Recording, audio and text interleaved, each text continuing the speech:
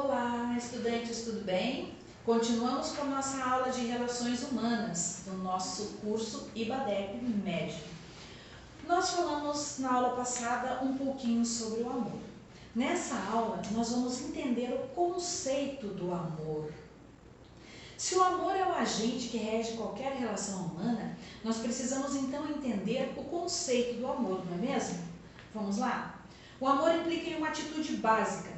E essa atitude é de cuidado, de zelo, mas de zelo pela satisfação, segurança e crescimento do objeto amado.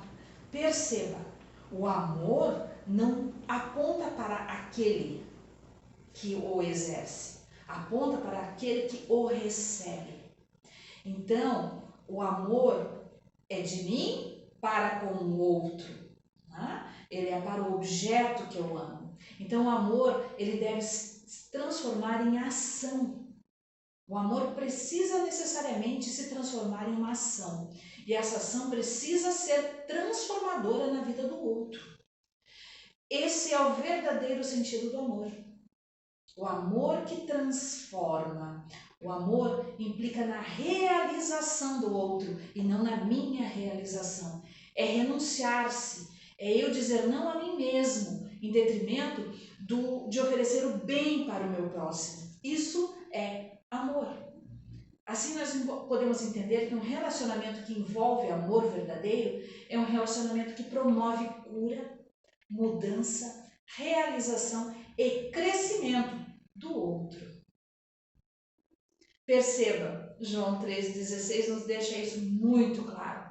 Porque Deus amou o mundo de tal maneira que deu seu Filho unigênito para que todo aquele que nele crê não pereça, mas tenha a vida eterna. Perceba a preocupação de Deus em dar o amor. E essa preocupação não era em benefício de Deus, mas era em benefício daqueles a quem ele estava dando o Filho. O texto fica muito claro, nos deixa isso muito claro. Porque Deus amou, já começa com um propósito, né? Porque quando a gente começa um texto com um porquê, é porque com certeza há um propósito nisso.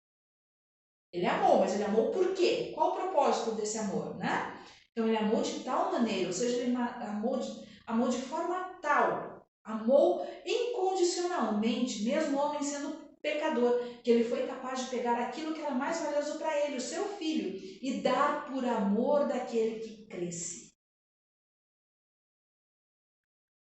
Amor é renúncia. Amor, poderíamos dizer que é caminho de morte, mas não morte de sacrifício, né? Amor é um caminho de morte do eu. Seria sacrifício, mas sacrifício do eu. É sacrificar um eu em benefício do outro. Né?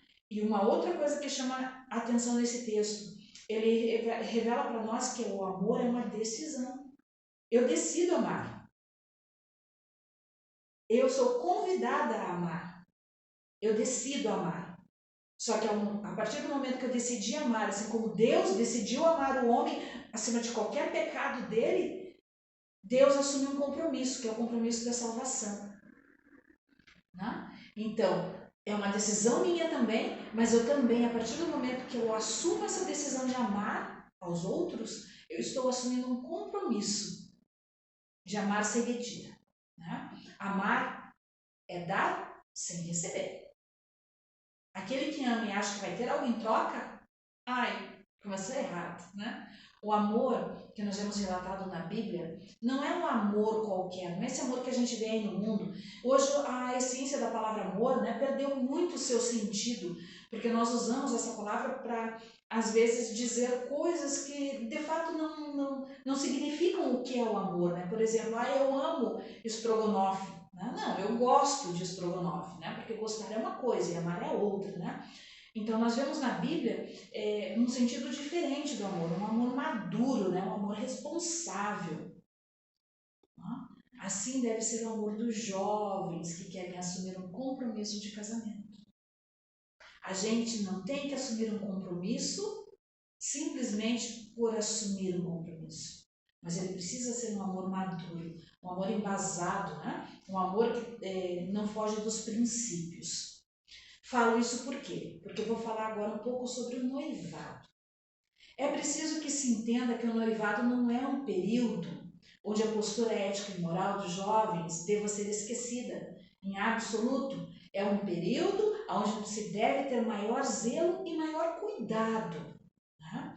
O noivado, quando a gente vai resgatar as origens bíblicas dele, nós vemos que é a fase onde havia mais respeito entre os jovens, né? Era um período onde deveria ter a preservação e integridade desses jovens comprometidos com o casamento, prometidos ao casamento, né? No nosso livro do IBADEP, na página 83, você vai encontrar lá relacionadas 7 características principais que faziam parte do noivado na época dos semitas. Não deixe de ler lá, tá bem? Leia, se informe. Então, o noivado é a parte do relacionamento onde o compromisso e os planos para o casamento vão sendo estabelecidos pelos jovens, né? Afinal de contas, um casamento não é algo que tem que acontecer assim ao léu, né? É preciso que eles se preparem, é preciso que se ajeite trabalho, né? Se alinhe finanças, é preciso conquistar moradias, né? É preciso conquistar a independência para o casamento. Afinal de contas, né, fala sério, casar e morar na casa dos pais não tem graça nenhuma. Então, o que nós precisamos entender e precisamos também fazer com que os nossos jovens entendam, né, é a importância sobre esse momento, sobre essa preparação, né? Nós precisamos conscientizar os nossos jovens para essa preparação. Por quê? Porque com essa preparação, com esse noivado, esse momento, né, de caminhar juntos, as frustrações futuras podem ser preservadas, né? E essas frustrações, elas podem vir justamente porque a gente pula esse passo importante que é o noivado, né? É onde se deixa o enamorar-se, né, para de fato assumir um compromisso com aquela pessoa, né? Quando eu assumo que eu fiquei noiva de alguém, eu assumi um compromisso com alguém. Que eu fiquei noivo de alguém, eu assumi um compromisso, né? Então, a nós líderes compete a função de orientar esses jovens quanto às práticas do noivado, né? E também as práticas sexuais inadequadas, que não devem acontecer nessa época, né, do noivado, precoces às vezes, né? Por quê? Porque com isso eles podem estar jogando tudo aquilo que há de mais maravilhoso, né? Em toda a fase da sua preparação e depois, futuramente, do seu casamento. Ok? Agora, falando um pouquinho sobre casamento, né? É um outro fator importante que nós devemos estar atentos, né? Por quê? Para nós é importante nós sabermos que o casamento, né, para nós cristãos, tem valor, antes de qualquer coisa, o casamento civil. Né? O casamento ao qual nós valorizamos é o casamento civil. Né? E depois nós fazemos uma cerimônia, né, de reconhecimento espiritual desse matrimônio. Então, antes de qualquer coisa, né, nós devemos fazer com que os nossos jovens, os nossos adultos, né, se deem, né, ou assumam esse compromisso do casamento legal, do casamento civil. Para nós, a união estável, ou o conhecido morar junto, né, não tem as bênçãos de Deus. Né? Nós precisamos conscientizar, porque hoje isso é algo que tem acontecido muito, né? É muito comum. Eu vou morar junto com o fulano. Mas esse morar junto está fora dos padrões que são estabelecidos por Deus, né? Então, hoje, em nossas igrejas, nós vemos também um número muito crescente de divórcios, né? Separações. Mas, gente, esse é assunto para a aula de número 3, tá? Esperem um pouquinho que a gente fala sobre isso lá, tá bom? Então, o casamento constituído, ele deve ser monogâmico. Nada disso, né, de poligamia. Mas lá na Bíblia, no Antigo Testamento, não. Mas o casamento é monogâmico, né? Um só marido e uma só mulher. Não é, André? Tá aí atrás das câmeras. Um só marido e uma só mulher. Esse é o padrão deixado por Cristo. E é o padrão confirmado pelo apóstolo Paulo, né? O que passar disso, gente, é pecado. E nós não podemos concordar com o pecado. Né? Devemos ficar atentos para defendermos aquilo que nossa fé nos dá como parâmetros e diretrizes. Falando agora um pouquinho sobre a função de cada cônjuge e a bênção do sexo. Né? Marido e mulher se complementam no casamento. Isso é importante demais, gente. Nós precisamos orientar os nossos casais também com relação a isso. Marido e mulher, eles se complementam, né? Assim, não há papel de superioridade no casamento, e sim de ajuda mútua. Se há complemento, é a ajuda. Marido não é superior e mulher não é superior. Ambos são um, né, constituem uma só carne. Então, nós podemos dizer que os cônjuges, eles têm funções entre si, né? São papéis diferentes, mas esses papéis não querem dizer que um é superior ao outro, né? Por exemplo, a complementação, a procriação, a formação, o respeito, né? Só por aí, quando a gente cita a palavra respeito, você já pode perceber que não existe superioridade, porque se há respeito, né, há de ter uma certa intimidade, não é? E outras tantas mais, né? Há também as funções gerais, né? Como, por exemplo, a colaboração com Deus e de um com o outro, né? A comunicação, a autoridade que compete ao marido e que está, preste atenção, a autoridade que compete ao marido, mas que está relacionada com o cuidado e com o zelo pela vida no lar. Essa é a autoridade do marido. Não é o marido se achar dono de sua esposa. E também não é a esposa se achar dona de seu marido, né? Precisa haver respeito. Então, a autoridade que a Bíblia compete ao marido, ela é relacionada ao cuidado e ao zelo da vida em família, né? Ainda nós temos os deveres básicos do marido, com as suas respectivas funções, e nós temos também os deveres básicos das esposas, com as suas respectivas funções, né? E ainda nós temos as funções conjuntas de marido e mulher. E você pode ler isso lá na página 99, sendo o nosso livro de Ibadep, ok? Não dá para falar de tudo aqui, senão a aula fica muito extensa, né? Mas assim, não dá para a gente deixar de mencionar, em hipótese alguma, a importância do relacionamento sexual entre homem e mulher. Né? O sexo, gente, foi criado por Deus. O sexo em si ele é maravilhoso. Sexo não é pecado. Né? Nós precisamos ensinar isso. Que sexo é saudável. E ele é importante para que se mantenha um bom relacionamento no casamento. Homem e mulher têm necessidades sexuais. E nós, como obreiros e obreiras do Senhor, né, como líderes em nossas igrejas, nós precisamos falar sobre isso. E nós precisamos orientar os casais e até a nós mesmos, né, que nós precisamos ter relacionamentos sexuais saudáveis com os nossos parceiros, ok? Tem gente que não gosta de falar de sexo, né? Mas é isso. Nós precisamos, a igreja precisa falar sobre sexo, porque se nós não falarmos, se busca informações em outras fontes, e às vezes não são as fontes que nos trazem embasamento bíblico, ok? Gente, agora caminhando quase para o finalzinho da nossa aula, né? Vamos falar ali sobre as prioridades, os pilares para a solidez dos relacionamentos do lar cristão. O que vem primeiro? Deus ou a obra? Essa pergunta está lá no livro, né? Eu anotei aqui no meu slide. A família ou o trabalho? Pois é, né? Quantos questionamentos e quantas vezes somos questionados e nos deparamos com dificuldade em responder, né? O nosso livro diz o seguinte, que Deus deve ocupar sempre o primeiro lugar. A família deve ocupar o segundo lugar. Depois, o nosso trabalho. E a igreja e o ministério em seguida. Porém, eu preciso dizer aqui o seguinte, que sim, eu concordo com essa ordem de fatores, né? Até porque Deus, ele é superior. A família, ela é muito importante. E se nós não tivermos o nosso trabalho, como que nós vamos manter um bom relacionamento com nossa família e com Deus também, né? Por isso a igreja deveria vir depois. Mas assim, é preciso falar o seguinte, né? A família, ela deve ocupar o primeiro lugar depois de Deus, desde que ela não interfira no teu relacionamento também com Deus.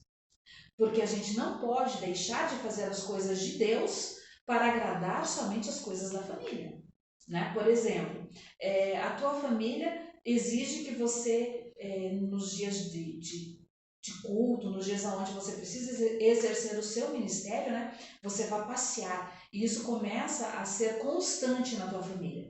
Ó, toma cuidado, obreiro e obreira. Sabe por quê? Porque às vezes a gente pode estar abrindo uma brecha para o inimigo entrar, né? E acabar destruindo o nosso ministério. Então, antes de qualquer coisa, ore a Deus, né? Consagre a Deus, ofereça a sua família, né, em oração a Deus, e que a sua família passe mais uma vez a caminhar contigo, né? Como se dão as relações humanas no lar, né? O lar é o local onde nós desenvolvemos ou começamos as relações humanas. É onde nós somos diariamente convidados a exercer o amor. E como a gente exerce o amor no lar, né? E hoje nós vemos a essência, né, dos relacionamentos nos lares se perdendo. Por quê?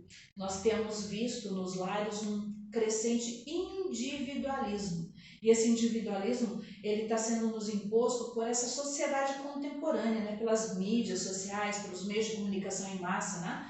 Pelos nossos aparelhos eletrônicos, né? Celulares, nossos tablets, enfim. Nós hoje damos e prestamos mais atenção nisso do que a nossa família, né? Parece que nós estamos relegando a felicidade, pensa só, André, a essas coisas. Parece que hoje a felicidade é algo que a gente compra no supermercado. Se eu não tenho o melhor telefone celular, né, eu não tenho felicidade dentro do meu lar. Mas a felicidade não está aí, né? A felicidade está justamente na solidez dos relacionamentos. Tá? Que nós possamos ter essa consciência, né? E não só na solidez de relacionamentos marido e mulher, também na solidez de relacionamentos pais e filhos, né? Pais precisam respeitar, ou melhor, os filhos precisam respeitar os seus pais, né? E os pais precisam ter a consciência da responsabilidade na educação de seus filhos. Tá? Hoje nós vemos uma inversão de valores muito grande, nós vemos filhos tomando conta de casas, né? Impondo ordens, e os pais cedendo a esses filhos, né? Sem respeito por si mesmos. Porque se Deus te constituiu pai da família, pai de família, mãe de família, é justamente para que você seja o referencial para o seu filho, não ao contrário. Porque o filho depende da tua criação, não você da criação do teu filho. Tá? Então, pai, mãe, é importante, né, estar no nosso livro também chamar a essa responsabilidade de nós resgatarmos relacionamentos saudáveis com os nossos filhos, não somente com os nossos cônjuges. Né? Termos a certeza de que os filhos são bênçãos do Senhor na nossa vida e que nós, como pais e mães, temos um compromisso para com a sociedade e para com Deus, que é justamente o de orientar, ensinar os nossos filhos no caminho do amor. Né? A palavra nos fala lá, ensina o menino no caminho que deve andar e ele não se desviará dele. Né? Então, além de tudo, nós devemos ser referência aos nossos filhos com relação ao lado espiritual. Né? E mais do que isso, nós devemos ser referência para os nossos filhos com relação aos relacionamentos saudáveis. Né? Como que a gente vai querer que um filho assuma um casamento saudável, um relacionamento, um casamento saudável, se ele não vive isso dentro da sua casa? Então, nós precisamos estar atentos. E mais do que isso, precisamos estar atentos a todas as famílias que fazem parte da nossa congregação, né? E percebermos aqueles que precisam da nossa ajuda. Não esqueça, relações humanas começam com o princípio do amor. Né? Ame acima de qualquer coisa. Ensine também, porque amor às vezes é correção. E preste atenção nos outros, tenha empatia pelas pessoas, consiga entender a necessidade dela, né? Porque empatia não é se colocar no lugar do outro. Empatia é você perceber a necessidade do outro e trabalhar nela, ok? Deus abençoe vocês. A nossa próxima aula nós falaremos sobre separação, divórcio e também falaremos sobre os nossos idosos. Enfim, espero vocês na próxima aula. Deus os abençoe.